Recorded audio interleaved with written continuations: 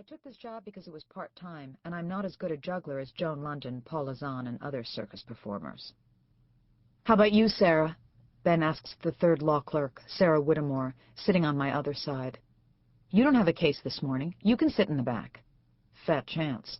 Sarah smooths a strand of cool blonde hair away from her face, revealing a nose so diminutive it's a wonder she gets any oxygen at all. Sorry, I need this seat, she says. I could have told him that. Sarah wants to represent the downtrodden, not mingle with them. A panel door opens near the dais, and the court crier, a compact man with a competent air, begins a last-minute check on the microphones at the dais and podium.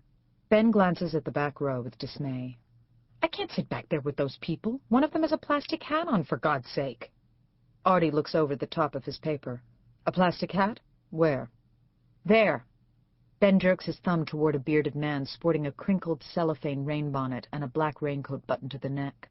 The man's collar is flipped up, ready for monsoon season, but it's not raining in the courtroom today. It's Shake and Bake! He came! Artie says. His face lights up and he waves at the man with his newspaper. Go sit with him, Safer. He's all right. You know that guy, Artie? I ask, sitting straighter to get a better look. The bearded man grins in a loopy way at the massive gold seal of the United States courts mounted behind the dais, his grubby face tilted to the disk like a black-eyed Susan to the sun. Sure, he hangs out at the Y, plays ball with me and Armin. You ought to see his spin move. It's awesome when he's not zoned out. I told him to stop by and see the judge on the bench. Ben's dark eyes widen. You invited that kook to oral argument? How could you do that? Why shouldn't he come to court? Artie says. It's a free country. He's got rights. He stands up and signals wildly. The lawyers in the first 3 rows of the courtroom crane their necks at him, and I tug at the rough khaki of his sport coat. Artie, don't embarrass me, I say. Sarah leans over. Artie, you're crazier than he is. Sit down. He's not crazy, Artie says, still signaling. He's wearing saran wrap, I point out.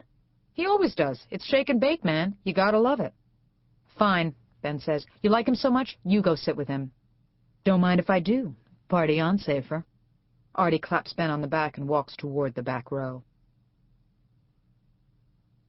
Please rise, shouts the crier, standing behind a desk at the side of the dais. The Honorable Judges of the United States Court of Appeals for the Third Circuit. A concealed door to the left of the dais swings open, and the judges parade out, resplendent in their swishing black robes. The federal courts decide appeals in 3-judge panels, inviting comparison to the 3 wise men or the 3 stooges, depending on whether you win or lose. First comes the Honorable Philip Galanter, tall, thin, and Aryan, with slack jowls like Ed Meese used to have, and blonde hair thinning to gray.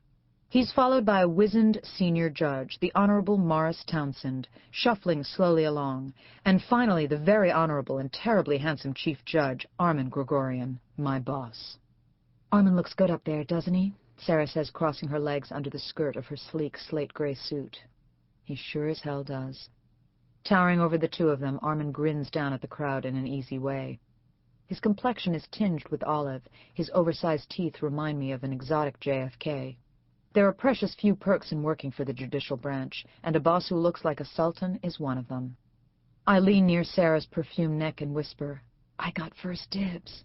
In your dreams. But you're too young for him, she smirks. Too young? Is there such a thing? Bitch. I elbow her in the ovary. Oyez, oyez, calls the crier. All persons having business with the United States Court of Appeals for the Third Circuit are admonished to draw near and give their attention, for this court is now in session. God save the United States and this honorable court. Be seated, please. The panel sits down and the first appeal begins. Ben takes notes on the argument by the appellant's lawyer, who had a civil case dismissed by the district court 10 floors below us. Who wants the first question? Harmon says, looking over his colleagues on the panel. He flicks a silky black forelock out of his eyes. He always needs a haircut. It's part of his sex appeal. Judge Galanter? Counsel, Judge Galanter says quickly. Your appeal concerns the Racketeer Influenced and Corrupt Organizations Act, RICO, but I wonder if you understand why the statute at issue was enacted by Congress.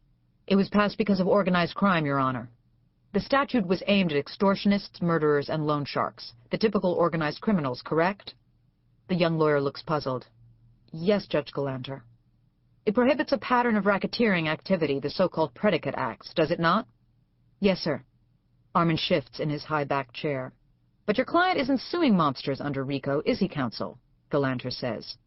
With all due respect, Your Honor, I think this appeal presents a matter of national importance.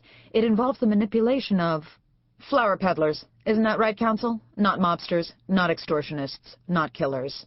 Florists. The ad says, "Nothing but the best for your wedding or bar mitzvah." He chuckles, as does the gallery. They have to. He's an Article 3 judge, as in Article 3 of the Constitution. If you don't laugh, the FBI shows up at your door. Yes, the defendants are floral vendors. Galanter's thin lips part in an approximation of a smile, and he arches an eyebrow so blonde it's almost invisible. Floral vendors? Is that a term of art, counsel? The gallery laughs again. Florists, the lawyer concedes. Thank you. Now, carnations are the bulk of your client's business, is that correct? Galanter flips through the appendix with assurance and reads aloud. Pink ones, red ones, even the sprayed ones, according to your client's affidavit, although I see sweetheart roses did well in February. He pauses to look significantly at Judge Townsend, but Townsend's eyes are closed. God knows which way he'll go on this case. They're a network of florists. Oh, I see. A ring of florists. Do you think Congress intended even a ring of florists to be covered by this racketeering statute? Armin hunches over his microphone. Counsel, does it really matter what they sell? Go get 'em, boss, I say under my breath. Sir? Says the lawyer. He grabs the side of the podium like a kid stowed away on a sinking ship. It wouldn't make sense to have a rule of law that turned on the occupation of the defendant, would it? No, sir, says the lawyer, shaking his head. Armin leans forward, his eyes dark as Turkish coffee. In fact, after what the Supreme Court said in Scheidler, even a group of abortion protesters can be subject to RICO. Isn't that right, Mr. Noble? Galanter glances over at Armin like a jockey on a thoroughbred. But Chief Justice Rehnquist made clear in Scheidler that there was a pattern of extortion, of federal crimes. Where's the federal crimes with the floral conspiracy? Florists wielding pruning shears? Give me that money or I snip the orchid? Galanter shudders comically and the gallery laughs on cue. But they do threaten society, the lawyer says, fumbling for the rigging. Mr. Canavan signed a contract, and they didn't send him any orders. They intended to drive Canavan Flowers into bankruptcy. It was part of a plan. Your client did file for Chapter 11 protection, didn't he? Armin says. Suddenly Judge Townsend emits a noisy snort that sounds like an ancient steamboat chugging to life. Armin and Galanter look over as Judge Townsend's heavy-lidded eyes creak open. If I may, I have a question, he says, smacking his dry lips. Go right ahead, Armin says. Galanter forces a well-bred smile. Thank you, Chief Judge Gregorian, Judge Townsend says. He nods graciously. Now, Counselor, why are you letting my colleagues badger you? The smile on Galanter's face freezes in place. The gallery laughs uncertainly. Sir? The lawyer says.